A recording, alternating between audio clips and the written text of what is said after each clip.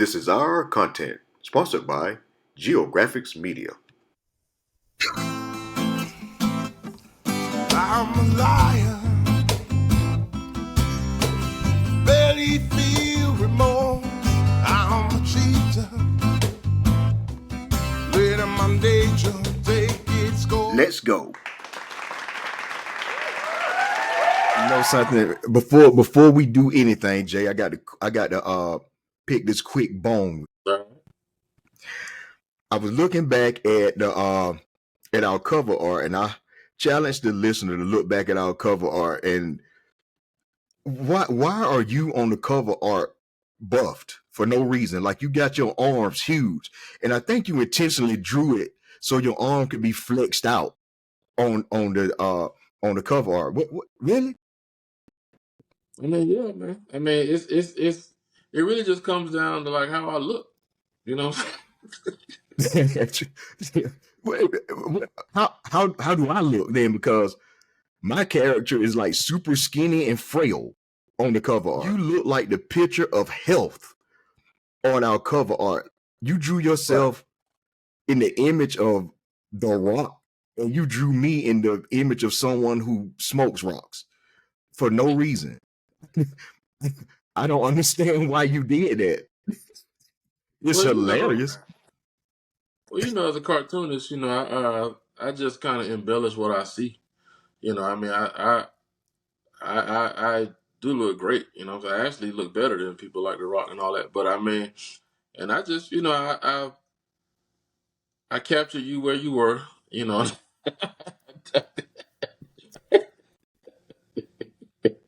Bro, I look like Creeper on Dolomite. The super. My character on our cover art looks like I blooped up 6 months worth of my net earnings to get my fix, bro. Why couldn't you draw both of us to something, man? And then I got on this oversized cardigan sweater.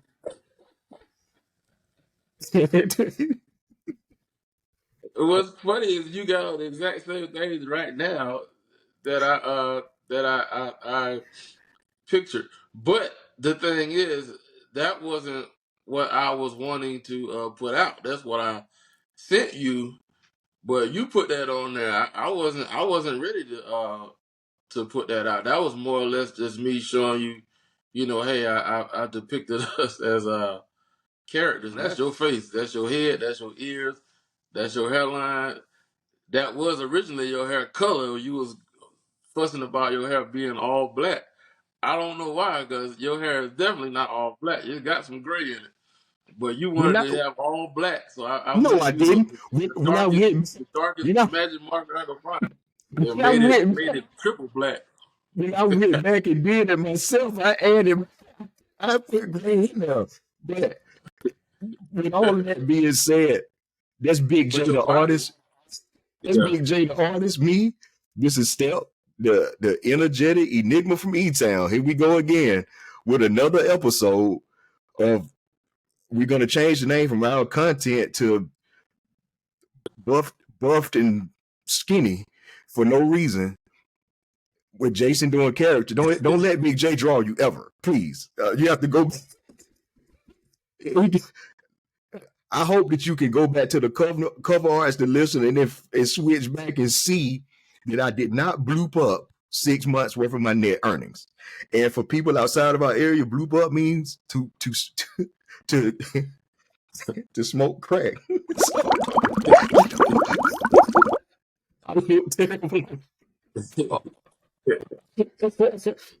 Jay, in our backstory, Jay would always draw people, and it would be hilarious. And it's some of it, Buffalofuckers is still looking for some of it that was so funny and just so great that we hope that we stumble across it, because we would actually put it out. Seriously, I would try to beg this man to turn it into some sort of animation, because it would just be brilliant. But with that being said, when you're talking about how you used to draw from yourself, your transition from from being a chubby kid to Mm-hmm. being where we are now and just having fun with your creativity. Right. That's something, Jay, that you have always done. I admire that. You have always known about the artist in you and you hone it daily. Right.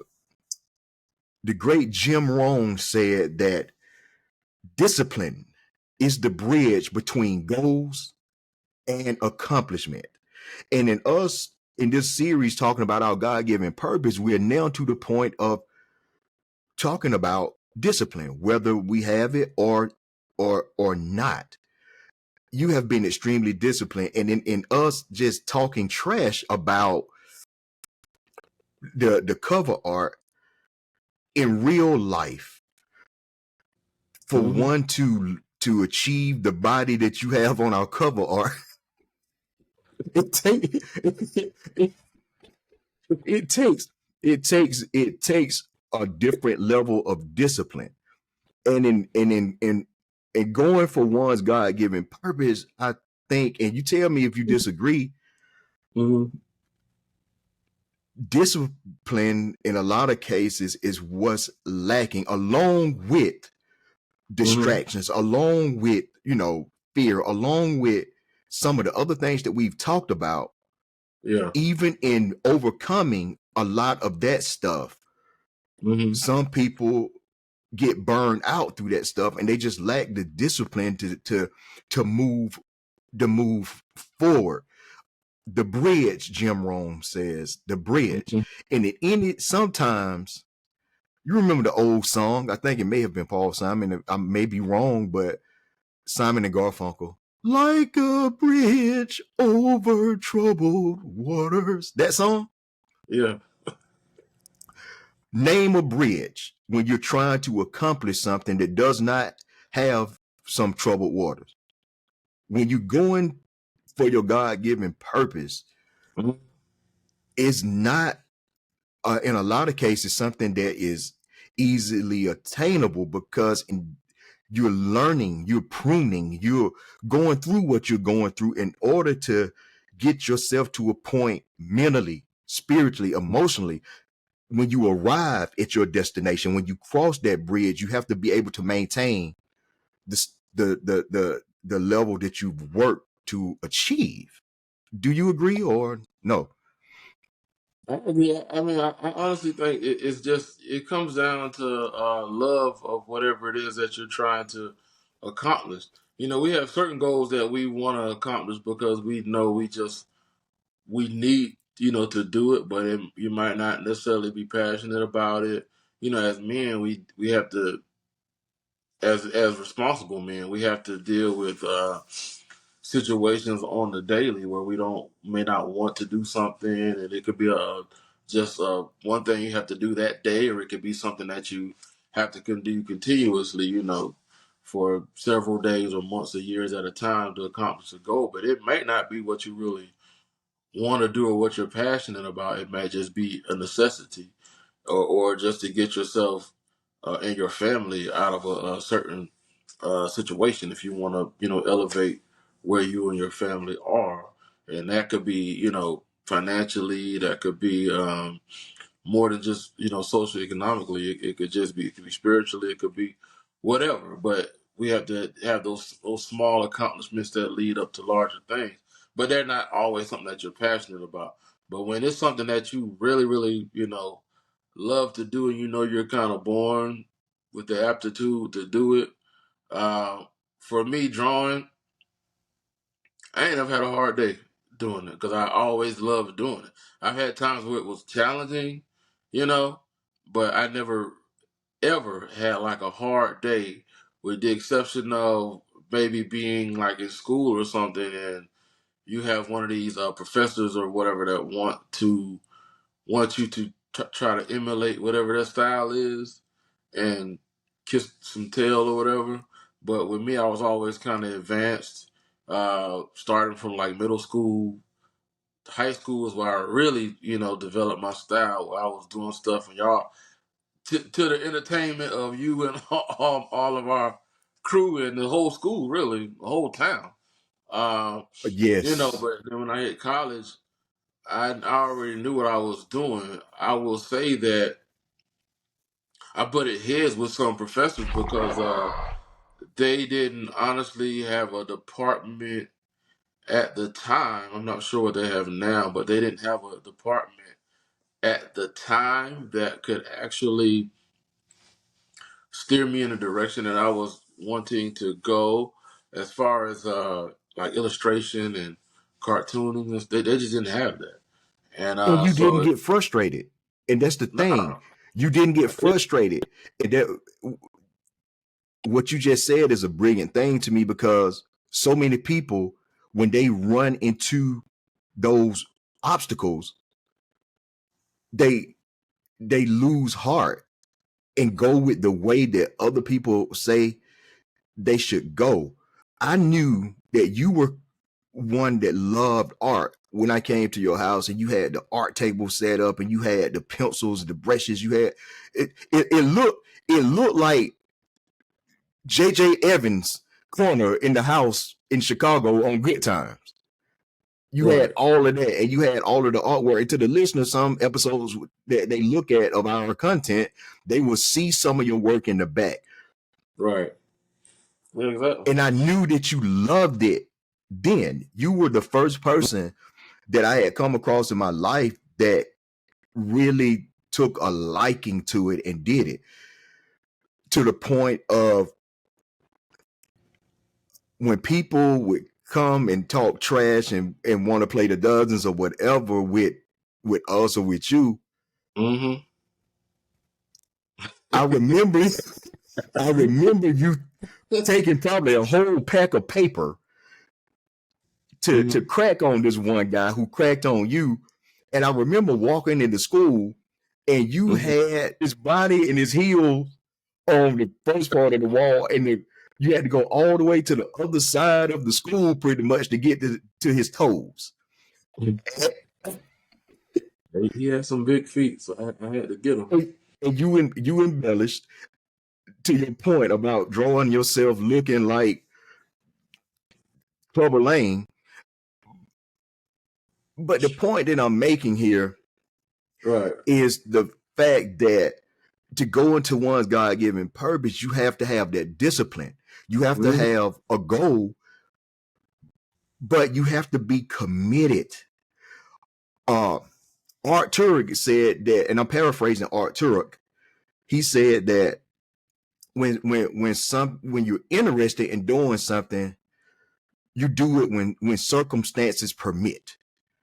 Right. But when you're committed to doing something, you accept no excuses. You only want results.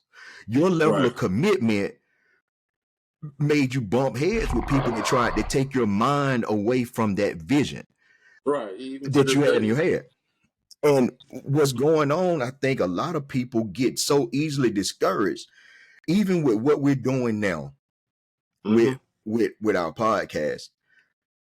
I have opened up so many different levels of creativity that I'm committed to.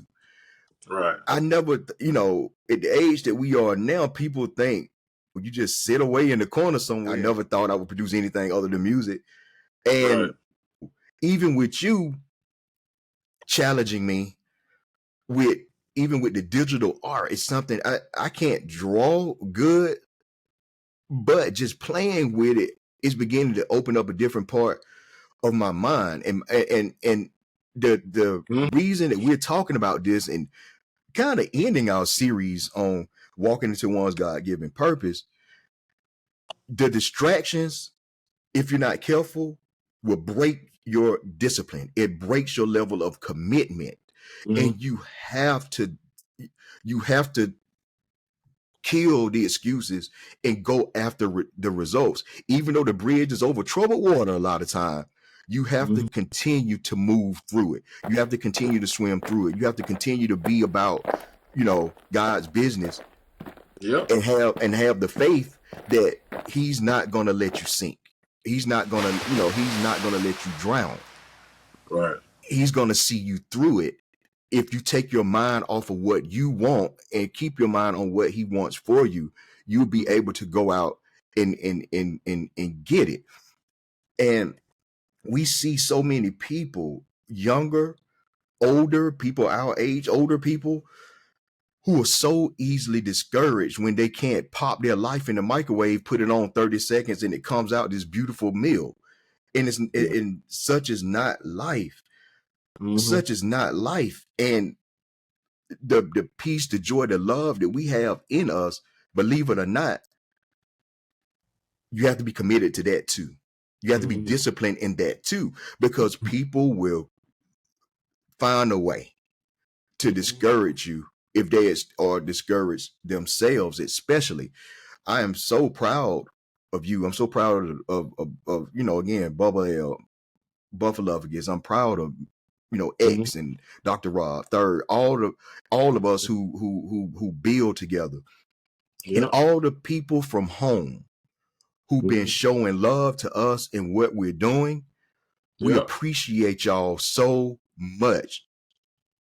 Salutes, brother. We appreciate y'all so much because that keeps us going.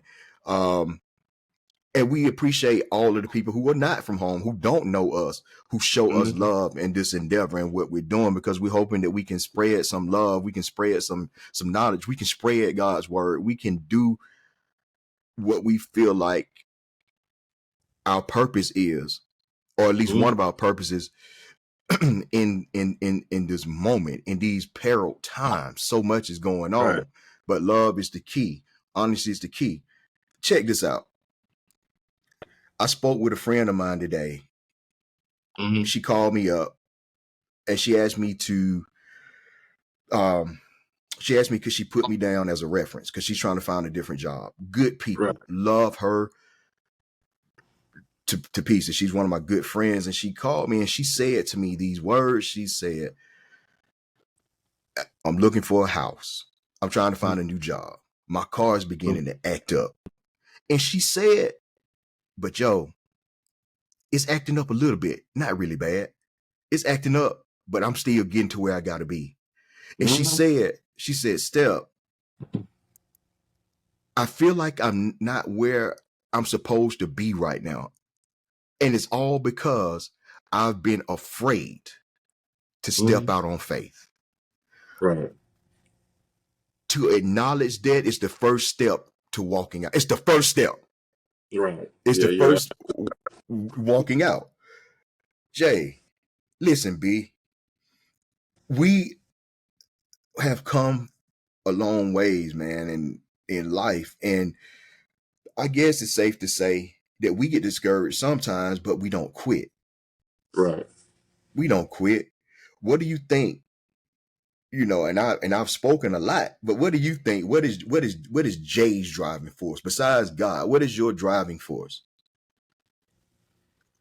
Family. I mean, I have a beautiful 7-year-old daughter, man, and I realize I can't give up. I know that I'm not gonna do everything, perfectly and all that, but it honestly, a lot of things aren't even about me. Like when I do creative stuff, which I can't not do that, But when I do creative stuff or just stuff I gotta do, like put in hours at the gig, um, anything, man. Like I literally, I'm not thinking of myself at all anymore. That's been going a long time ago. I think about what can I do for her, and it's kind of scary in a way because you realize that you have this life that at this stage in her life she can't take care of herself. You know, um, and so you gotta position yourself at times to always have something set up as like a not a contingency plan, but just if something happens, you want to have life insurance, stuff like that. So you just always kind of got to stay on that part, and keep Correct. that together. And when you do that, you're kind of sacrificing like some of your time and money and all that kind of stuff, and that can be a real struggle. But at the same time, you realize that it's a blessing, to be able to just. I thank God that I'm even able to do those things, and I also realize that there's a blessing, a long term, blessing, just for being a man who's trying to do those things, who's going out there and doing them and thinking of her and spending time with her, to read and go over her words and spelling, reading, and writing, and just spending time together. So, she knows who I am and I know who she is. And just in talking, just hearing what she has to say, keeping the table open. If anything you got to ask me and all that. So it's so much bigger than me, and it actually adds to creativity to a certain extent because you kind of I learn more about myself and the world around me by my daughter. I see how she sees the world through her eyes, and it's so fresh. And it's so full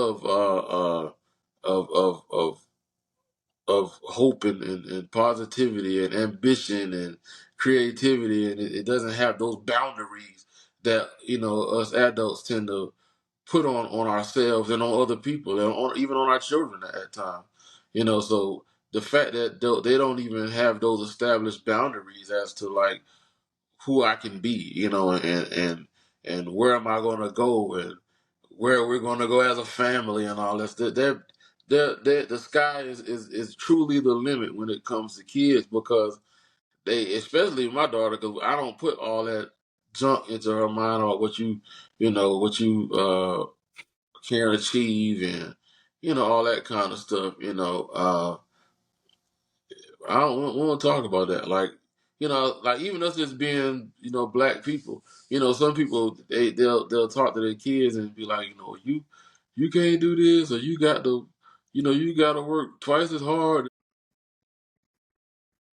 No, how? Man, look, I tell my daughter, you gonna do what you got to do. You know what I'm saying? So don't even.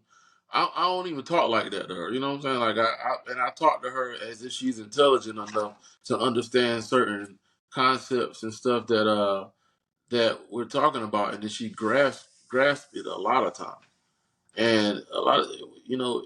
So that's my motivation. Now, I can ramble about my daughter because I love her so much, and but that's my key motivation is that uh, having a creative voice, but I also know I want to have that creative voice within the realm of knowing that uh, the parameters of knowing that God has a certain way that He wants me to behave and carry myself, and having empathy for people and being generous, and you know, love your neighbor and all that.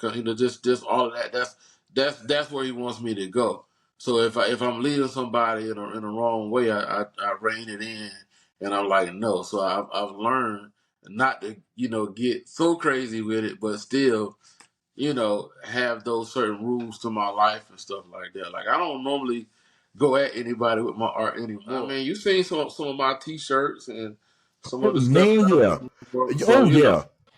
so Listen, I got cussed out. I got completely cussed out about one of your t-shirts. Uh, I got I completely already know which one. and utterly Yeah. cussed out about one of your t-shirts. It was the dopest t-shirt ever. It was the dopest t-shirt ever. Right. And it was bruh, this girl saw that t-shirt and called me vulgar. Professor I'm Griff like, loved nah. it. I'm like, nah, Professor man. Griff from Public Enemy loved I was just like, this is not a vulgar t-shirt. It's, it. and I explained to her what Yeah. was going on in the t-shirt. Right. And she didn't care. And she was around a group of people. She was around a group of people and really tried to shine on your boy, man. I was like, man, come on. Wait, look at the see, you see the Statue of Liberty, you see the barrel, you see, Right. man, you would have thought. You would have thought I was walking around, bro, with a Rollo and Lamont skin flick T-shirt on. and I told you recently, I want another one of those T-shirts if you still got it.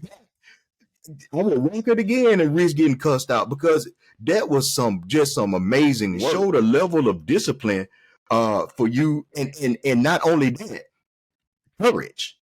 Oh yeah, definitely. Oh man, and to anybody trying to go into their God-given purpose, and I'm so sorry, I'm charging my computer. To go into your God-given purpose, it takes courage.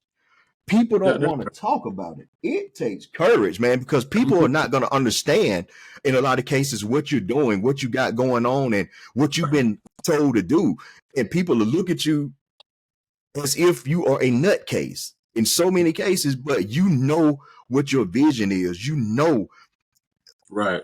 With us doing this, I have people who come along and say, well, you need a niche, you need a target group, no, you don't.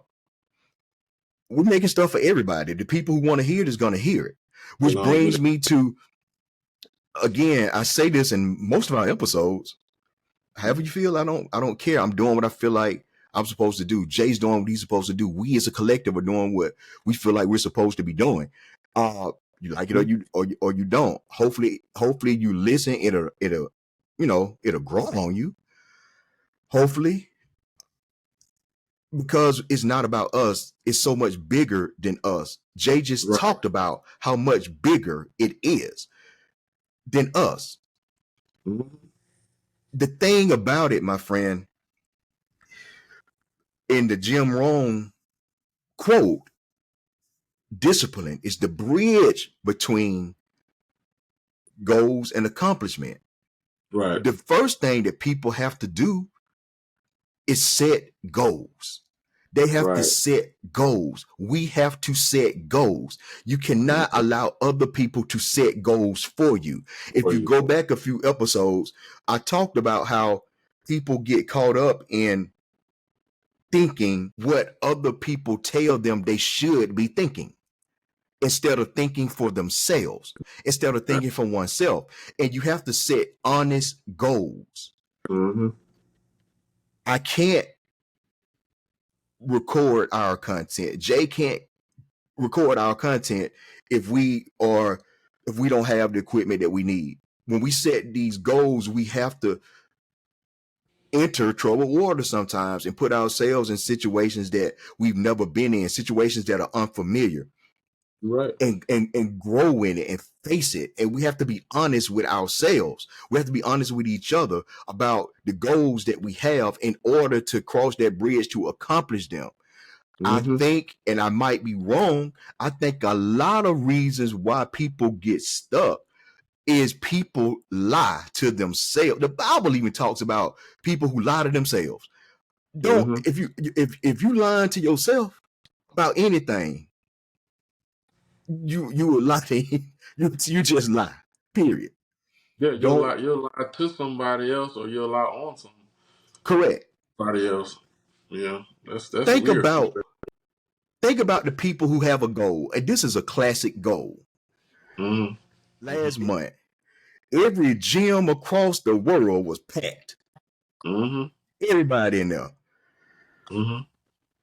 Well, you should know because, or at least your cartoon, you should know because he lives there apparently. But well, that's the cool thing about being an artist. I don't have to really be like that. I can portray myself like that enough that folks will believe it. or at least I believe it. We were literally just talking about lying to yourself. But perception, another episode, perception. But people be packed out in the gym because they set these goals. My goal is to lose. I'm gonna get back to that in a minute, but I hear you. My goal is to lose. I got something to say. 100 pounds. And 3 days in, you hurting and you look in the mirror and you still look the same, oh, it's not working. You don't go back. Right. You don't go back because you're not setting a realistic goal. Set realistic goals. Take small bites to get to where you're going. Now it's more realistic to say by the end 6 months from now, I want to lose 25 pounds, 30 pounds, and you commit. I'm not interested in losing 25 pounds. I'm committed to losing this weight, and it changes your whole mindset. People lie to themselves so much. I once knew a person that told me that I met a few people that told me that I've been a vegetarian for 25 years. Yeah. And huge. I'm lost. What are you? You I don't eat meat. All right. What you eat something like a meat substance? I don't know, but Well, I had and a I'm friend not taking shots. who was a I'm not taking vegetarian, shots. and he ate McDonald's. We would go out, and he would get 2 large orders of McDonald's French fries, but he was still eating the vegetarian or even vegan. But I mean, it was French fries with salt on them and stuff. McDonald's French fries with salt. So I mean, it kind of depends on what. But people they lie, say they go on vegetarian or vegan, and they don't. The one time I did that seriously myself, I lost like 75 pounds in like a year and some change, and I was Oh, seriously doing that. But a well, lot of I'm people, not taking shots. I'm not taking shots at the people.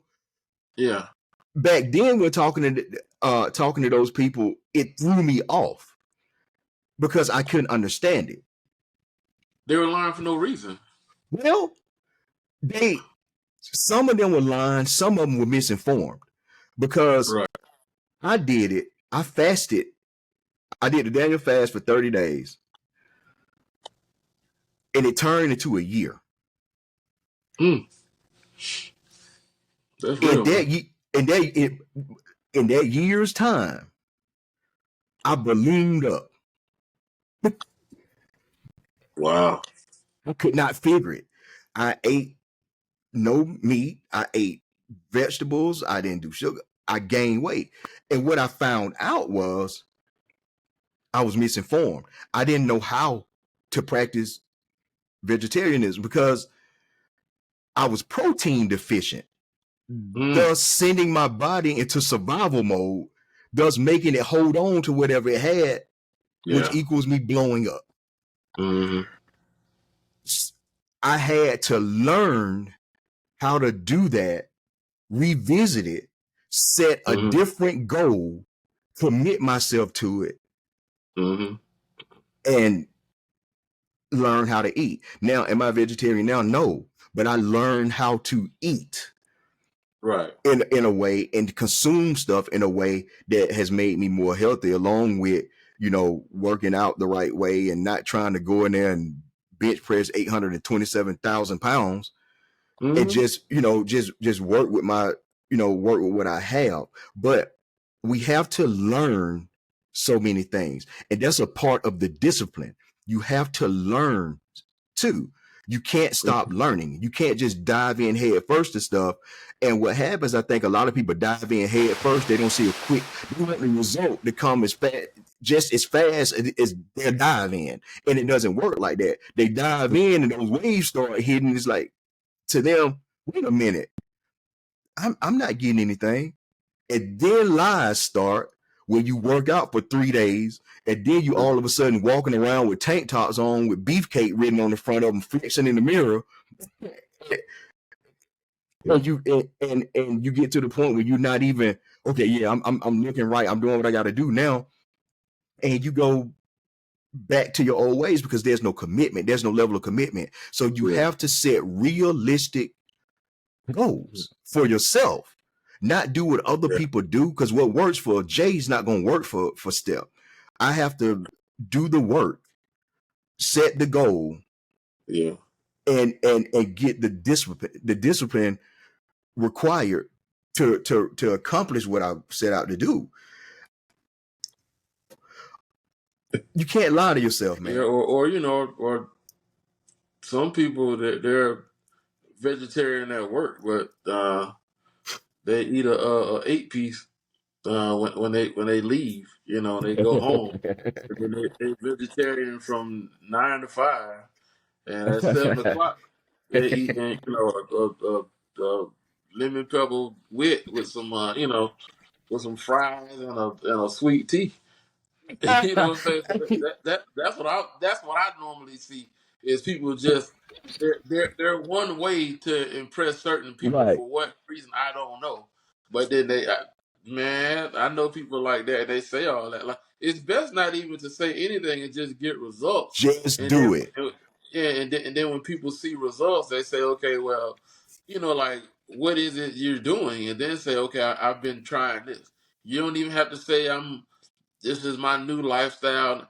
I tried something different so far, and I see that it's working, pretty good, and that's it. People, sometimes we hype stuff up so much, stuff that we know we've never ever done on a consistent basis ever in our lives, and then we hype it up so much that we can't possibly achieve what we're saying because we've set a bar so high that we have no experience dealing with, no real, consistent experience dealing with. And people say, okay, well, 2024, I'm going to lose 80 pounds. Okay. So you've been in the mid 200s most of your adult life, and, and you 5'8" or something like that, You know what I'm saying? Or like you're a woman and you're 5'3" and you weigh 260 pounds. You still eating doggone Krispy Kremes and stuff like that, and then they say, okay, well, I'm gonna hire this trainer. You struggling with your bills and stuff already. You know what I'm saying? You having financial issues. So you just gonna hire this trainer and just pay this person on a consistent basis instead of just doing small things and just saying, okay, I'm gonna tweak a few things here and there and just do some research and see what works and just try that. But people want to claim all these crazy things, man. They don't can't always do that, man. But but all right, back to back to cartoon step. Oh my goodness. There was a in the 80s there was a Gary Coleman cartoon. Oh Lord. There was there was a Gary Coleman cartoon that I'm sure you were quite fond of, since you I you really I don't understand how this is relevant to discipline and commitment. You taking the time to take a shot. nah, Right. man. The point of point of this story. Be honest to yourself. Be true to yourself. Right. Be committed to these to whatever it is that you feel like you want to do. People that are commitment, have a commitment towards doing dumb stuff. Mm-hmm. They reap that they receive the benefit. So it works the same when you're being positive as well. Mm-hmm. And be honest to yourself. Because if you lie to yourself and you force yourself to believe that lie, that in and of itself adds to the discouragement that you're already getting from the outside. So if you got discouraging people around you, and then within yourself you feeling discouraged, it keeps you away from trying to get to your God-given purpose. Done. You can reach out to us, ladies and gentlemen, on X, formerly Twitter, at our content podcast, Instagram, our content podcast, YouTube, our content podcast. And you can shoot us email at ourcontentpodcast@gmail.com. And of course, our socials, you can reach out to Jason on Instagram, Big J Thomas 3, me, Wizdumb, Wizdumb 1914. With that being said, Jay, you got anything else that doesn't pertain to Gary Coleman or something jacked up? Stay focused, be honest, set realistic goals, and cross that bridge of discipline to reach those goals, to accomplish it, and walk into your God-given purpose. Don't worry about what people have to say to you. Just go ahead and do it.